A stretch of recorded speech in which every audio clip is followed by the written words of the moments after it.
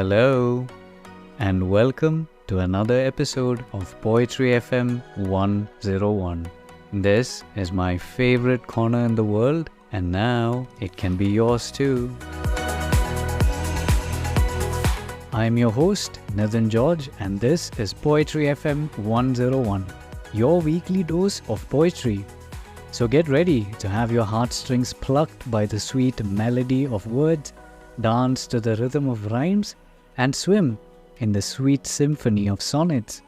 And so, let's dive into poetry and ensure that you have a poetic day ahead. Hello, we are starting with season 2, and this season is going to be about Meet the Poet. So, my guest for today is an amazing, charming, and Hindi poet. I'm not going to introduce the poet in any way because I want you to connect with the poetry, the essence, the voice, and the depth of meaning that this poet has to bring. And once you do, on Thursday, 2 days later, I will be having this guest with me in the studio for a live video podcast, and you're going to get to meet this person in real. So until then, enjoy the poetry, listen to the voice, and let's get to know this poet beyond the title, beyond the face, beyond the recognitions. So, my dear guest for this podcast, thank you so much for being here. And before we proceed any further, can we have you recite one of your poems right now? Sure. अखबार। सुबह अखबार पढ़ते हुए आदमी को लगता है छपी हुई खबरें उससे दूर किसी और ही ग्रह की हैं। लोग कहीं और मर रहे हैं, हत्याएं कहीं और की कहानी है, पेड़ कहीं और गिर रहे हैं, बाढ़ में बस्तियां कहीं और की उजड़ रही हैं। उसके आसपास तो सब ठीक है। वो चाय की हर चुस्की के साथ निकलता है हर एक खबर और भाप के साथ भूलता जाता है धीरे धीरे और फिर जुड़ जाता है रोज़मर्रा की ज़िंदगी से। लेकिन एक दिन हत्यारे घुस आते हैं उसके घर में, डूब जाता है उसके रोज़गार का साधन, मरने लगते हैं उसके आसपास के लोग और वो भी बन जाता है एक खबर। फिर दूर कहीं कोई और आदमी निगलता है उसे चाय की घूंट के साथ और भुला देता है उड़ती हुई भाप के समान। Wow, that was quite a retrospective. Like I've never really realized that, but now that you mentioned it, it's so true. When you read the newspaper, you always think of it in the external source, like yeah, it's happening somewhere else. It doesn't affect me. But wow, that was something. Speaking of this, I have to ask you: do you remember the first time you recited a poem in front of an audience? How did that feel? Oh yes, I do. So the first time I recited a poem was in Bangalore, in a cafe called Atta Galata. Ah, yes. Within a group called Anjuman. It's a very it's a group of Hindi poets. They meet regularly. It's still in various places, and it felt really good. That was the first time I was introduced also to the concept of one poetry meet. And the fact that poetry could live outside. I mean, poetry is meant to be shared, because till then it was only in my notebooks, in my diaries. I read it and probably posted it sometimes. I mean, that was the time when blog was a thing, so I would post it on my blogs, but that's where it'll end. Okay, that was. Thank you for sharing that experience. Which brings me to my next question. Have you ever written a poem for someone? What was the occasion, and how did that person react to it? So I have written poems for a lot of people, but I don't think I have ever told them that these poems are for you. So I don't know what their reactions were, but of course I've written poems for people. And they've heard it, and they've read it, or they've heard it as well, or you've kept it to yourself. They have heard it, but I don't think they know that it's for them. That was for them. Okay, so you're safe. Yeah. So now here's a here's a deep question, perhaps a philosophical one too. But what do you think is in store for the future of poetry? Or what do you think is the future of poetry? Wow. um, I think the future of poetry is really bright. More, I mean, it can go both ways. To be honest, I mean, the way I see it, it can go both ways. Simply because one, the kind of attention poetry is getting now, it hasn't got uh, Anytime then. anytime earlier. True. And but there's the downside of it is uh, that it's becoming more of a fad than an art. Like for a lot of people, like I and it's not to really demean somebody or just to say that, you know, people are not good. It's still a way of expression, however you want to express. But you would see that there are a lot of places where it is just, you know, to get those followers or to just get that fame or just to, I mean, it's becoming um not a way of expression.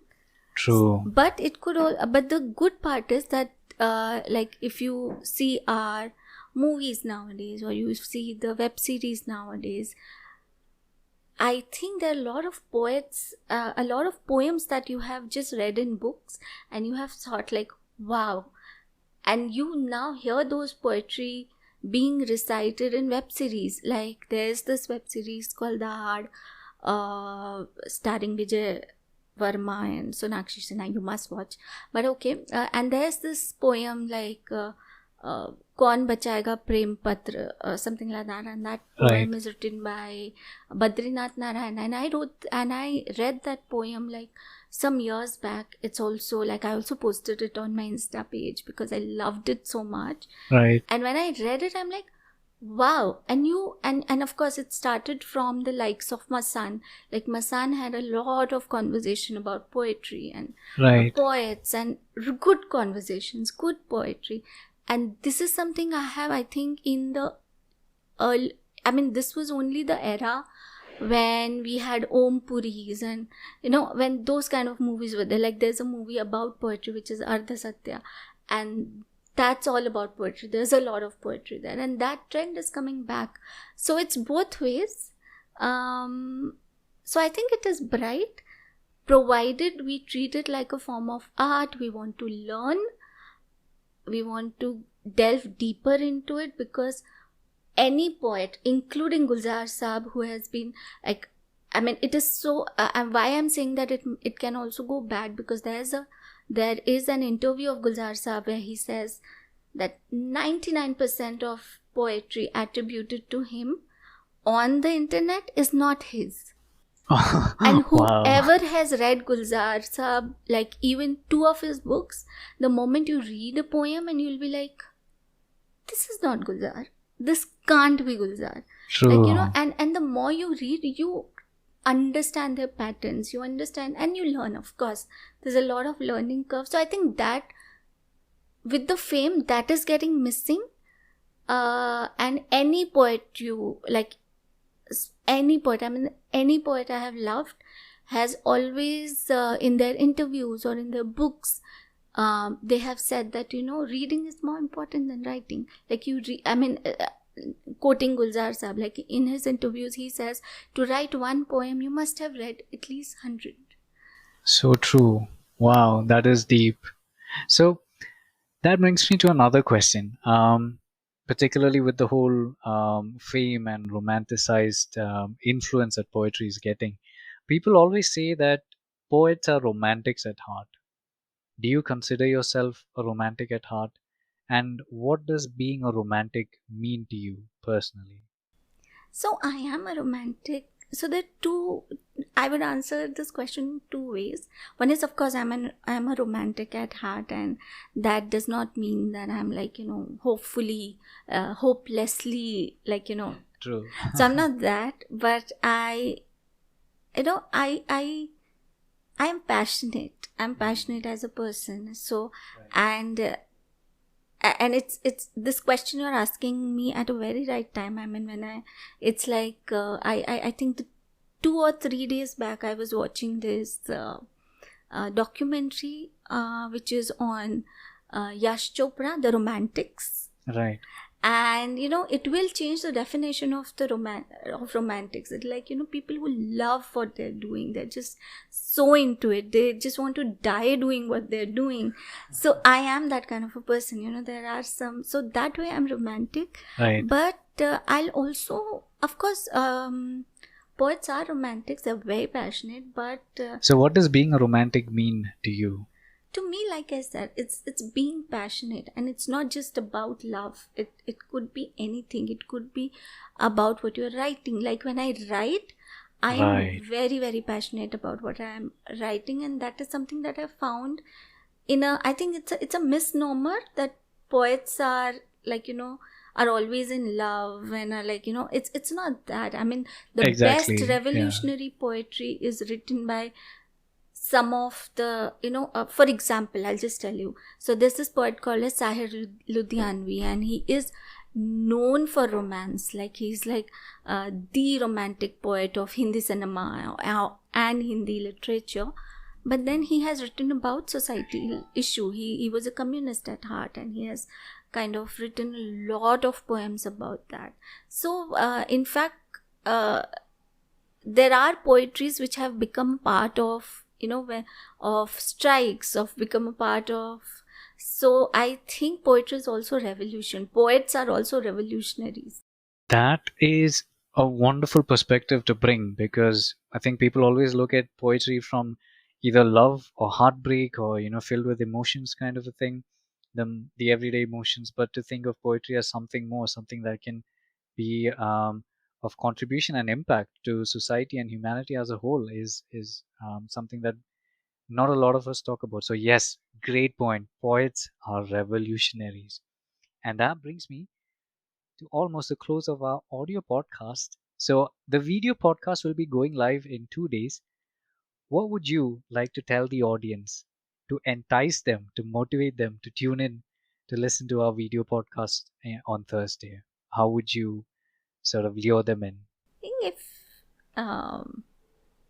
there's a lot in store, a lot of poetry, a lot of conversations that will surprise you, perspectives that are new, perspectives you wouldn't have heard earlier.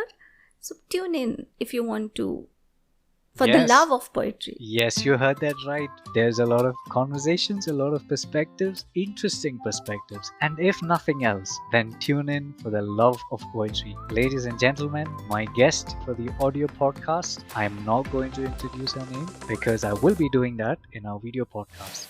I will be back again in 2 days' time where we get to meet the new poet. Thank you so much for tuning in, and I will see you on Thursday.